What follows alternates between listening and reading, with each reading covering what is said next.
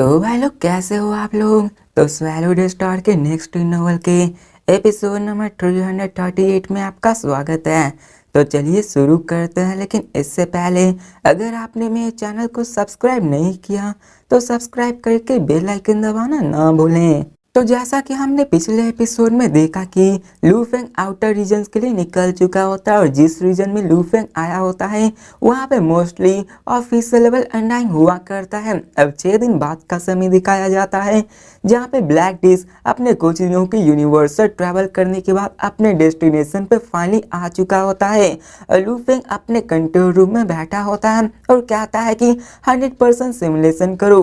अब लू Feng control room में खड़ा होता है और कहता है यानजी कॉन्टिनेंट फाइनली हम लोग यहाँ पे आ चुके हैं। अब इस कॉन्टिनेंट में दिखाया जाता है कि ह्यूज मेटेओराइट्स कॉन्टिनेंट ये सारी चीजें फ्लोट कर रही होती हैं। लू फेंग कहता है कि इस बार मैं जो आउटर रीजन में टाइम होने वाला है वहाँ पे मैं कुछ हजारों साल तक स्पेंड करने वाला हूँ और उसके दिमाग में अभी टाइबू पॉइजन हैमर डायमंड लेडी के पिक्चर आ रहे होते हैं और वो कहता है कि वो अभी भी सैटर्न स्टार सिस्टम में है। मैं होप करता हूँ कि जब मैं लौटूंगा तो वो सभी सेफ रहेंगे। और लू फेंग स्माइल करता है। दिखाया जाता है कि E9 शिप उस कॉन्टिनेंट के आगे जाने लगता है और यहाँ पे टाइबू की टीम वो अभी भी सैटर्न स्टार में दूसरे हिस्से से फाइट कर रही होगी। लू फेंग आ चुका है एक नई जगह पे जहाँ पे उसकी फ्यूचर और भी ज़्यादा हार्ड होने वाली है और जब फ्यूचर हार्ड होगी कल्टीवेशन भी और भी ज़्यादा स्ट्रॉन्ग होता जाएगा। अब फेमस सीन चेंज कर यानजाओ मेन कॉन्टिनेंट को दिखाया जाता जहाँ पे ब्लैक डिश शिप लू फेंग का आ चुका होता। लू फेंग कंट्रोल रूम से देखकर उन सबको देखकर क्या था कि ये तो सच में बहुत बड़ा है।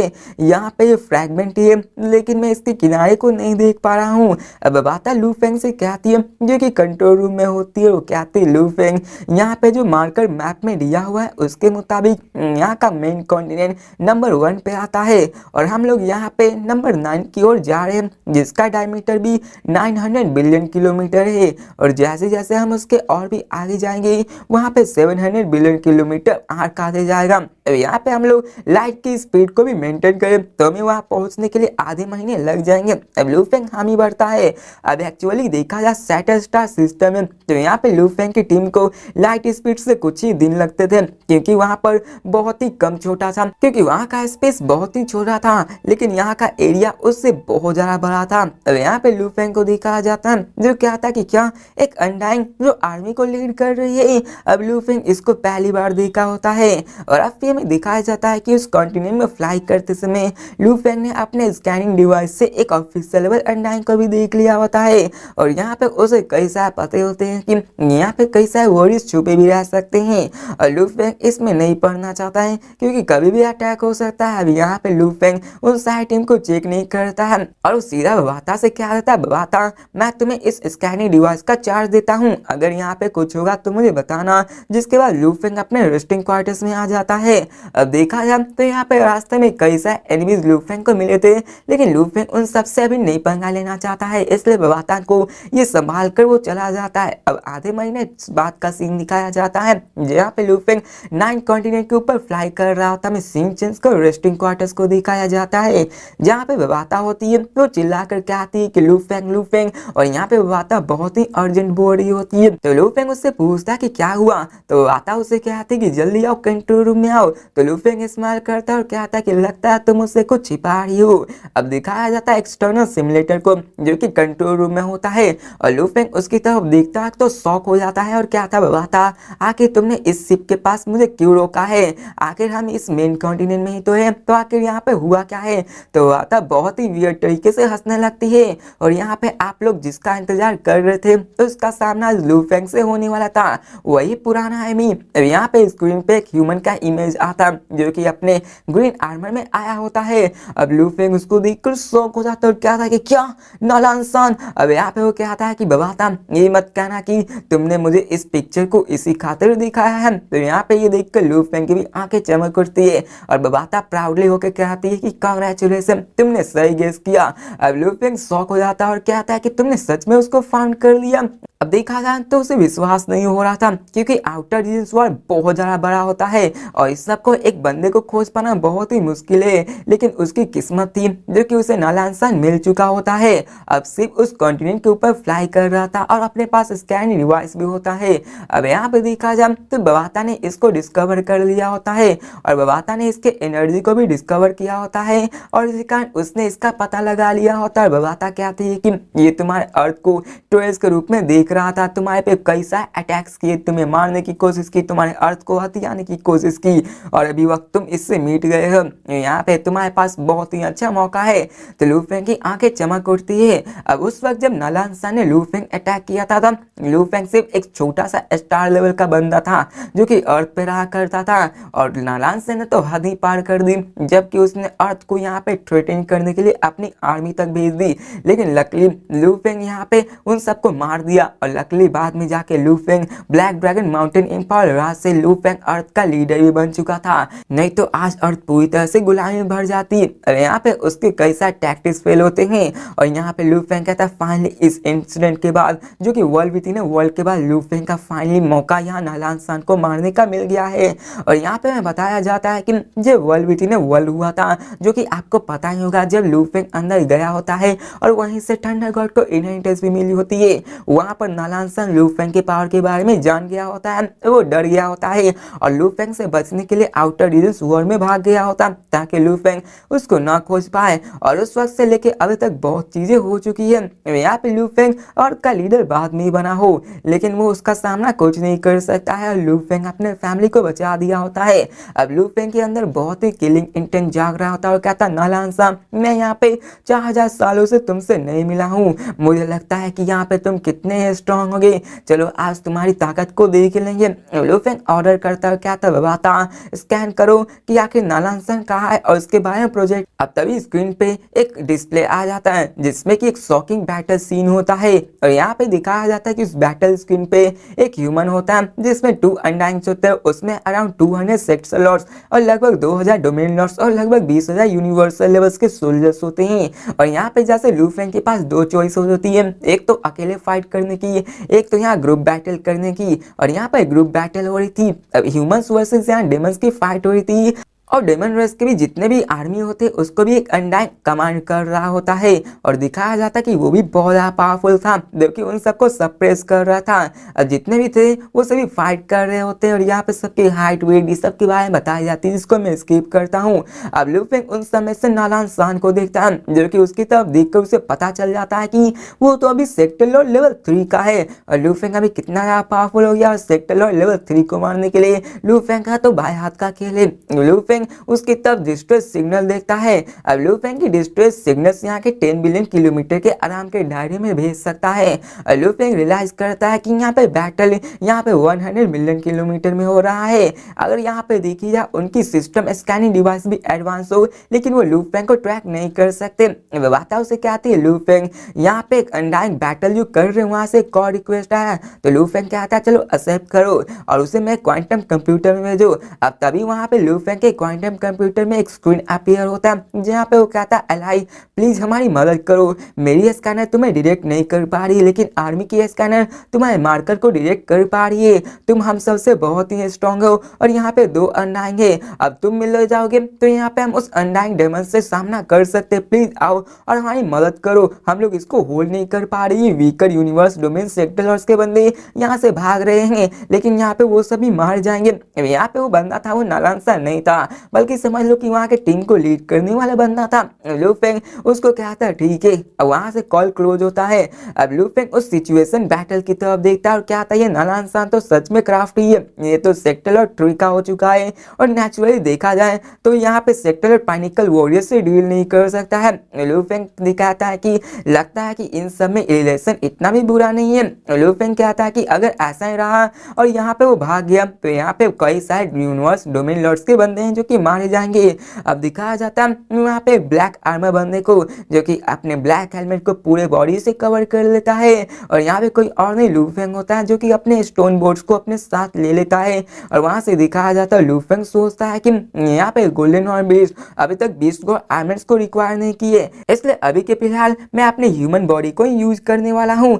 अब लुओ फू कीबोर्ड और बीस्ट गॉड आर्मर यही दोनों सेट होने वाले थे, जो कि लू फेंग अपने लिए बैटल में यूज करने वाला था, लेकिन लू फेंग अभी ह्यूमन बॉडी का यूज कर रहा था। अब केबिन का दरवाजा ओपन होता है और वो नीचे उतर जाता है। सीन चेंज कर माउंटेन रेंज का सीन दिखाया जाता है, जहाँ पे ह्यूमंस डेमंस एक दूसरे से लड़ रहे होते हैं। चारों तरफ तबाही मच रही होती, चारों तरफ डिस्ट्रक्शन मच रहे होते हैं। अब दिखाया जाता है नलान सान को जो अर्जेंटली कहता और कहता सेकंड ब्रदर, हम लोग इनको ज्यादा देर तक रोक नहीं सकते हैं, हम लोग यहाँ पे मरने वाले हैं, इसलिए रेडी हो जाओ भागने के लिए। यहाँ पे दिखाया जाता है एक और बंदे को, जहाँ पे वो कहता फिर ब्रदर तुम जल्दी करो यहाँ से जाओ, और वो कहता फिर ब्रदर तुम सिर्फ सेक्टर और लेवल 3 को, अगर यहाँ पे कोई सेक्टर और पाइनिकल का बंदा आ गया तो तुम इसमें जरूर मारे जाओगे। अब यहाँ पे कई सारे यूनिवर्स डोमिन लॉर्ड्स के बंदे होते हैं जो यहाँ से भागने की कोशिश कर रहे होते हैं, उनके पास इनफ टाइम आ जाता है जो कि वहां से भाग सकते हैं। अब यहाँ पे सेकंड ब्रदर को दिखाया जाता है, जहाँ पे नालान सान भी अंग्रेज होता है और वो कहता है जल्दी जाओ हम लोग मरने वाले नहीं है।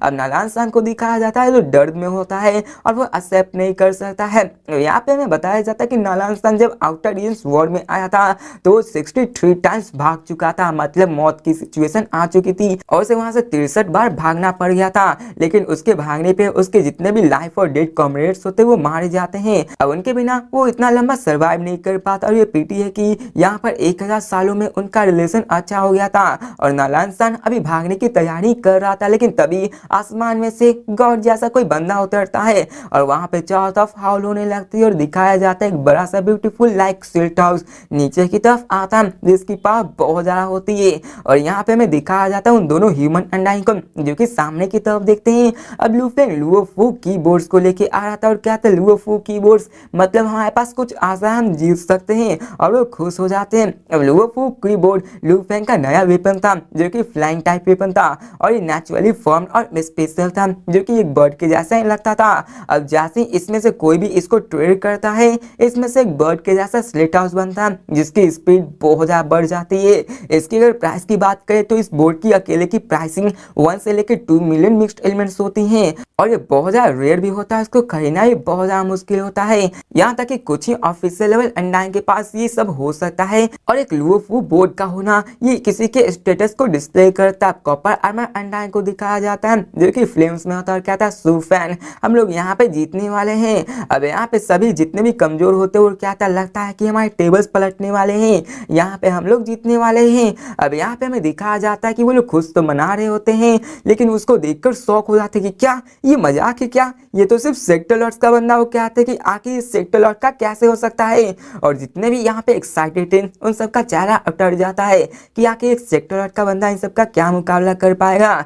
और वो सोचता है कि हमें तो लगा कि हमारे बचाने के लिए आया हुआ, लेकिन ये तो खुद ही सेक्टर लॉर्ड्स का है। अब लू फेंग को दिखाया जाता है जो बोर्ड से वहां नीचे की तरफ आ रहा होता है और वो उसी डेमन अंडाइन की ओर जाता है जहाँ पे 2 होते हैं और वो अभी भी वॉर में होते हैं। अब दिखाया जाता है कि उनमें से एक टाइम स्पेस नाइटमेयर होता है, जो कि 18 रॉयल ब्लड लाइन में से डेमन रेस में से आते हैं और मैच्योर होने पे वो आराम से अपने डोमेन लॉ लेवल पे आ जाते हैं। और उनमें से हेड होता है जिनकी सिल्वर आइज होती हैं और दूसरे पास गोल्ड हेड होता है। अब यहाँ पे दिखाया जाता है कि वो फेस को भी अफेक्ट कर सकते हैं और दोनों अपने स्पेस और टाइम को बहुत ही स्ट्रांगली कंट्रोल कर सकते हैं और दोनों की लॉ डोमेन्स भी स्ट्रांग होती है, जो कि अपने स्ट्रेंथ को एम्पलीफाई करने में मदद करती है।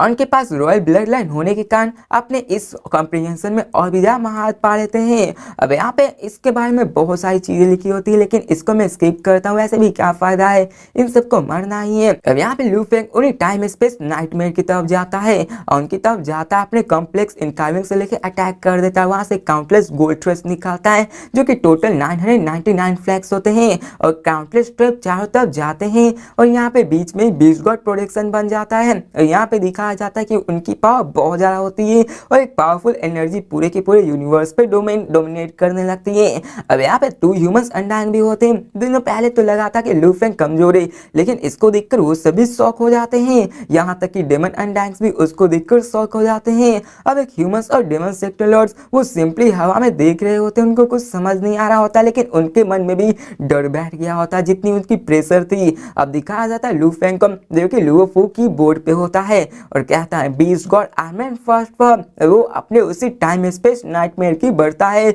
और वहां से दिखाया जाता है कि बीस्ट गॉड हाउल होता है और एक पावरफुल लॉर्ड डोमेन पूरे के पूरे स्पेस टाइम को कंट्रोल करने लगती है और उस पर अटैक करने लगती है। और किसी को विश्वास नहीं कर रहा था एक छोटा सा और वीक सा एक सेक्टर लॉर्ड का बंदा इतनी पावर जनरेट कर सकता है। दिखाया जाता है कि उन दोनों से वो टकराता है और किसी को विश्वास नहीं हो रहा था। वहां पे अपने लॉ प्रोजेक्शन को भी रिवील कर लेते हैं। अब लू फेंग सोचता है कि बीस्ट गॉड डिसेंडेंट ये स्काई ट्विन क्लॉक को मैं यूज कर रहा हूँ और उस पर अटैक किए जा रहा हो और यहाँ पे उस पर बहुत ही अटैक कर रहा होता है। लू फेंग कहता है कि मेरे स्ट्रॉन्गेस्ट बीट का प्रेजेंस और टेक्निक से मरना तुम सबके लिए हॉनर की बात होगी। और दिखाया जाता है कि लू फेंग अपने अंदर से अनडाइंग स्टार्टिंग प्लांट को निकालता है जो कि उसके सोल्जर से निकल रहा था। अब उसी वक्त जब जी लूडो ने अपने ग्रेट मैनुअल्स को छोड़ा होता है जिसमें beast god army, beast god howl, beast god transformation, beast god run होता है, वहां पे लू फेंग ने बीस्ट गॉड आर्मर को अच्छे से यूज करना सीख गया होता है। लू फेंग इसको लगातार यूज करते रहता है। बीस्ट गॉड आर्मर के 6 लेवल्स हैं जिनमें कि 7 फॉर्म्स ऑफ नानानसान एलिमेंट्स के 6 लेवल्स भी होते हैं। लू फेंग ने पहले स्किल फॉर्म को कंप्लीट कर लिया होता है। इसको पढ़ने के बाद वो आराम से बीस्ट गॉड डिसेंडेंट को भी सीख लिया होता है। और किसी को पता चलना चाहिए कि लू फेंग ने अपने प्राइमर के सिटी में 900 ईयर्स तक ट्रेन किया होता है। उसकी बीस्ट गॉड प्रेजेंस इतनी ज्यादा पावरफुल हो चुकी थी कि उसी की मदद से लू फेंग हेवनली ब्रिज के 60 लेवल को पास आउट कर सकता है। लू फेंग ने 300 साल और फोकस किया था जिसके मुताबिक लू फेंग 17 लेवल तक को पास आउट कर सकता है। बीस्ट गॉड आर्मर यहाँ पे नाइट के द्वारा यूज कर जाने वाला वेपन होता है जिसकी गुड स्पीड वेपन्स और एम्पलीफिकेशन की इफेक्ट उसे और भी स्ट्रॉन्ग बनाती है। और यहाँ पे लू फेंग इसी को मारने वाला था। अगर लू फेंग यहाँ गोल्डन और बीस्ट की पावर को यूज करता तो उसकी पावर अभी एम्पर लेवल अनडाइन की जितनी क्लोज हो जाती। लू फेंग अपने एम्पर लेवल जितना हो जाता है स्पीड एम्पलीट्यूड भी 3200 होता जो कि सेक्टर और पार्टिकल एनर्जी होता। अब लू फेंग को दिखाया जाता जो कि उन पे अटैक कर देता है। अब जितने भी 1000 ऑफ डेमंस होते हैं वो सभी चिल्लाने लगते हैं, वहां से भागने लगते हैं और वो यहाँ पे देखा जाता है कि वो लोग बिल्कुल ही हार चुके होते हैं। और दिखाया जाता है कि लू फेंग के उस अटैक से वो लोग वही दोनों अनडाइन में मारे जाते हैं। और यहाँ पे सभी दिखाया जाता है कि ह्यूमंस के जितने भी सेक्टर लॉर्ड्स के यूनिवर्सल डोमेन लॉर्ड्स के थे उन सबको खदेड़ कर मारने लगते हैं। कॉपर आर्मर अनडाइंग आता है और कहता है थैंक यू ब्रदर।